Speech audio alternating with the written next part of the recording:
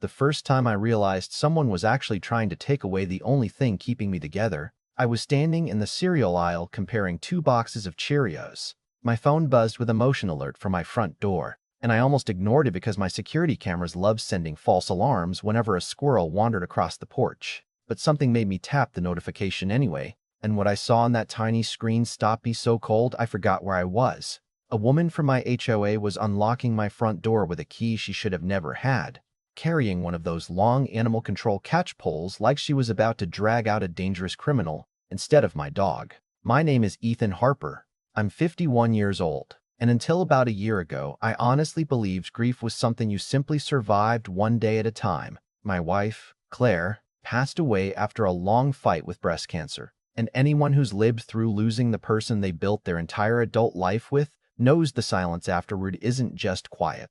It has weight. The house sounded different. Mornings felt empty. Dinner became something I skipped more often than not. And even little things like hearing another coffee cup clink against mine disappeared overnight. I kept working because I had to. I work as a cybersecurity consultant, mostly from my home office in a quiet neighborhood outside Columbus, Ohio. And my clients never knew I spent half my meetings pretending everything was normal while barely sleeping 3 hours a night. My therapist eventually looked at me and said, "Ethan, you don't need to prove how strong you are anymore. You need something to help you live." That's how Ranger came into my life. He was a 78-pound German Shepherd with calm brown eyes and a habit of leaning against my leg whenever he sensed my anxiety creeping in. He wasn't trained to chase bad guys or perform tricks for applause. He simply knew when my breathing changed, when nightmares pulled me awake, or when I sat staring at the wall too long. He'd rest his head on my knee until I remembered to come back to the present. My therapist completed every document required for him to be recognized as my emotional support animal, and before anyone asks, yes, I followed every rule. I mailed copies of the paperwork to our HOA by certified mail, kept the delivery receipt, scanned every document, and even saved the email confirming they had received everything. I knew our neighborhood had a 35-pound pet limit, but federal housing law protects reasonable accommodations for emotional support animals, and I wasn't interested in arguing with anyone as long as they followed the law. Unfortunately, one person had built her entire identity around believing the law stopped where the HOA began. Her name wasn't Karen, though honestly it could have been. It was Linda Prescott, 68 years old, president of our homeowners association for nearly 16 years. The kind of woman who somehow knew everyone's garbage pickup schedule, counted guest parking spaces from her living room window, and treated every board meeting like she was presiding over the Supreme Court. The first time she knocked on my door after Ranger arrived, she didn't even introduce herself. She glanced past me, spotted Ranger sitting quietly in the hallway, and smiled the kind of smile that never reached her eyes. "That's a mighty big dog," she said. "Our rules are pretty clear." I calmly explained the paperwork had already been submitted months earlier. She tilted her head, folded her arms, and replied, "Funny, I've never seen any paperwork." Right then, I understood this wasn't about missing documents. It was about control. Over the next several weeks, the letters started showing up in my mailbox like clockwork. Noise complaint, barking violation, animal nuisance warning, fine notice. Every accusation was stranger than the last because Ranger barely barked unless someone came directly onto the property. Neighbors who actually lived beside me would wave while walking their dogs and joke that Ranger was the quietest shepherd they'd ever met. Even the mail carrier laughed one afternoon and said, "If every dog on my route acted like yours, my job would be easy." Still, Linda kept pushing, almost like she was waiting for me to lose my temper and hand her exactly the excuse she wanted. But after everything I'd already lost, I wasn't about to let anger make decisions. Grief had already complicated enough. I just had no idea how far she was willing to go until that afternoon, when my security camera showed her walking through my front door. If you think that's where this story gets unbelievable, trust me, we're only getting started. I pulled my cart into the middle of the aisle without even realizing it, called my attorney before I called anyone else, and sent him the live camera feed while I was practically jogging toward the checkout. He answered less than 10 minutes later, and I still remember how calm his voice sounded compared to the panic in mine. "Drive home," he said. "Don't confront her if she's still there. Let me make a couple of calls." Those words didn't make sense until I finally pulled into my driveway. An animal control truck was already leaving the neighborhood, and Linda's SUV was nowhere in sight. My front door was closed, but my hands were shaking so badly I missed the keyhole twice before getting inside. Ranger met me exactly where he always did, tail wagging slowly, pressing his head against my chest like he knew I needed reassurance more than he did. I sat on the floor beside him and watched the security footage again, this time on my computer. Every second felt worse than the last. Linda unlocked my door like she'd done it before, stepped inside carrying the catch pole, then froze when Ranger walked into the hallway. He never lunged. He never growled. He simply planted himself between her and the rest of the house, barking just enough to say, "You don't belong here." She swung the loot toward him once, missed, tried again, and actually muttered, "Come here, you vicious thing." Ranger backed up a step but never broke eye contact. Watching him stand there, protecting our home without showing a single ounce of aggression, somehow made me prouder than I can explain. 5 long minutes passed before she finally retreated, slammed the door, and hurried back outside. She looked over both shoulders before walking away, almost like she already knew she'd crossed a line she couldn't uncross. Later that evening, my attorney, Michael Ross, came over in person carrying a legal pad instead of a briefcase. He watched the entire recording twice without saying much, then paused it on the frame where Linda was standing inside my hallway with the catch pole extended. "Ethan," he finally said, "this isn't about HOA rules anymore. This is unlawful entry, attempted seizure of a protected emotional support animal, and possible disability discrimination under federal housing law." She just handed us evidence most attorneys dream about. I remember asking the question everyone probably would. "So, she'll get arrested?" Michael shook his head. "Maybe, maybe not. Criminal cases move on someone else's timeline. Civil liability, though, that's where this gets expensive." I wish the story ended there, but Linda apparently believed doubling down was smarter than admitting she had made a catastrophic mistake. 2 mornings later, I opened my mailbox and found a thick envelope from the HOA. Inside was a formal violation notice claiming Ranger had created repeated disturbances, threatened residents, and remained an unauthorized, oversized animal under community regulations. They demanded $1,200 in accumulated fines and ordered me to permanently remove him within 14 days or face additional legal action, including possible foreclosure proceedings allowed under the association's bylaws. I actually laughed, not because it was funny, but because after watching her break into my house on camera, reading that letter felt like watching someone pour gasoline on a fire they were already standing in. Michael laughed too when I scanned it to him. "Perfect," he said. Now they put everything in writing. By Friday afternoon, he had drafted a response that was longer than the HOA's original notice. Every page was supported with certified mail receipts, therapist documentation, delivery confirmations, federal statutes, and timestamps pulled directly from my security system. He cited the Fair Housing Act, described the attempted interference with my reasonable accommodation, documented the unauthorized entry, and copied both the regional office responsible for housing discrimination complaints and the State Disability Rights Agency. One sentence stood out more than anything else. "Any continued attempt to interfere with Mr. Harper's federally protected housing accommodation will be interpreted as intentional discrimination, exposing both the homeowners association and any participating individuals to significant personal liability." Michael smiled when he hit send. Insurance companies hate those last 2 words, personal liability.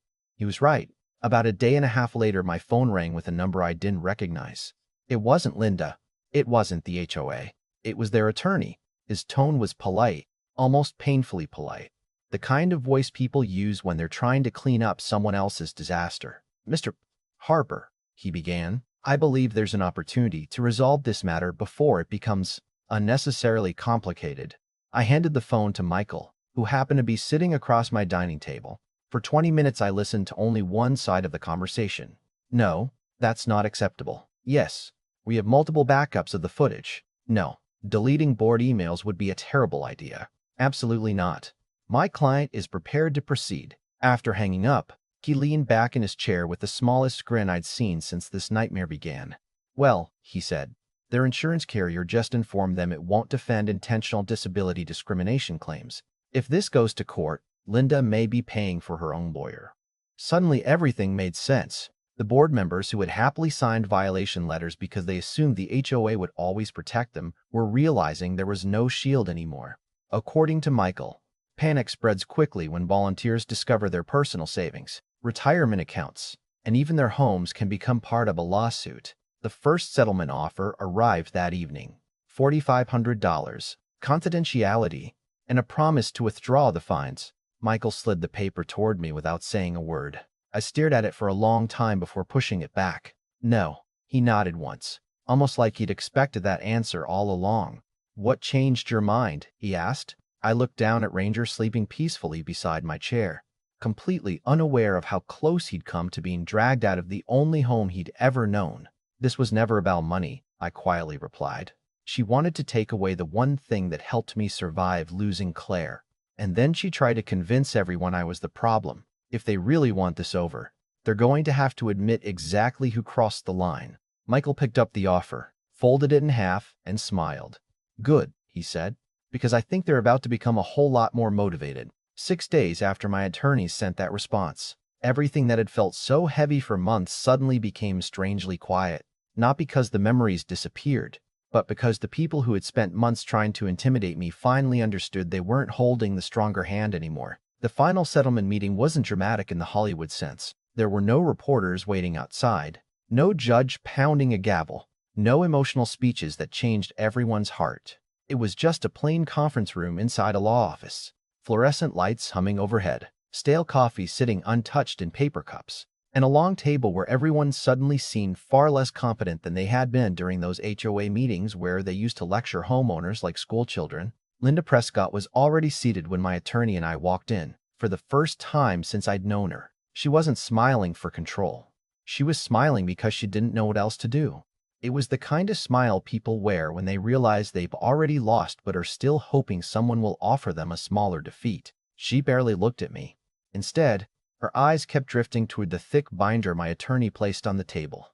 She knew exactly what was inside. Every certified mailing receipt proving they had received my ESA documentation months earlier. Every security camera recording from every angle. Every timestamp showing her unlocking my front door. Every violation notice the board had approved afterward while pretending none of that evidence existed. Every email they had exchanged discussing ways to pressure me into voluntarily removing Ranger. Their attorney finally cleared his throat and spoke in the careful, measured tone of someone cleaning up a disaster he hadn't created. The HOA would immediately withdraw every violation and fine issued against me. They would officially recognize Ranger as a protected emotional support animal without future restrictions. They would reimburse every dollar of my legal expenses. They would pay an additional settlement of $8,500. My monthly HOA dues would be permanently waived. Every current and future board member would be required to complete certified fair housing training before serving. And finally, Linda Prescott would resign as president effective immediately and agree not to hold any board position for the next 5 years. Nobody smiled. Nobody celebrated. I simply looked at the papers for a long moment before signing my name. People imagine winning a case like this feels incredible, but the truth is much quieter than that. Justice doesn't erase grief. It doesn't rewind time. It doesn't remove the image of someone standing inside your home with a catchpole, preparing to drag away the one living creature that helped you survive losing your wife. Winning simply means the nightmare finally stops growing.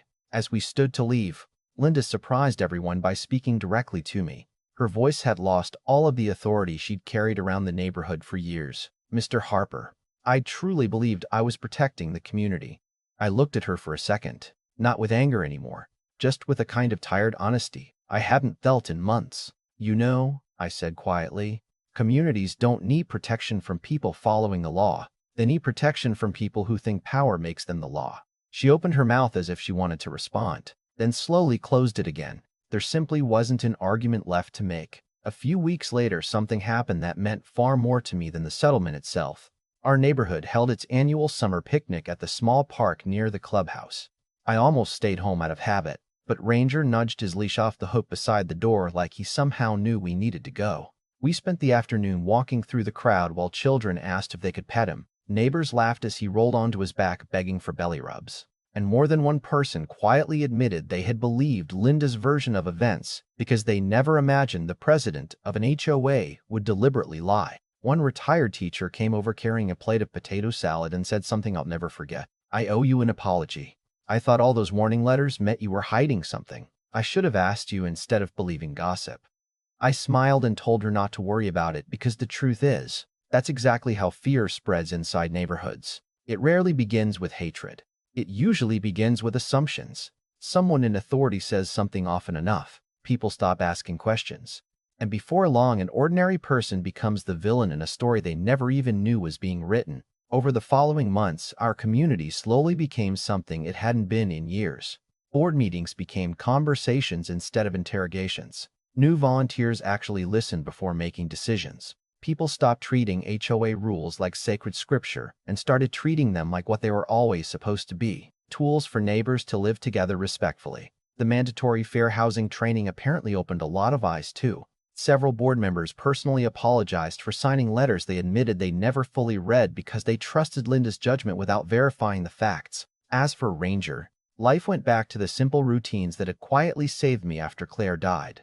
Every morning, he still follows me into my home office before dropping onto the rug beside my desk with a sigh that somehow sounds like he's exhausted from supervising me. Every afternoon, he reminds me it's time to step outside even when deadlines make me forget the world exists beyond my computer screen. Every evening, he curls up beside the couch where Claire used to read, and while the pain of losing her never completely disappears, it no longer feels like something I'm carrying alone. Every now and then, I still see Linda driving through the neighborhood. She no longer stops to inspect flower beds, measure fences, or leave warning notices tucked beneath windshield wipers. She simply passes by my house, glances toward the porch where Ranger usually lies watching squirrels with absolutely no interest in chasing them, and keeps driving. Maybe she regrets everything. Maybe she still believes she was right.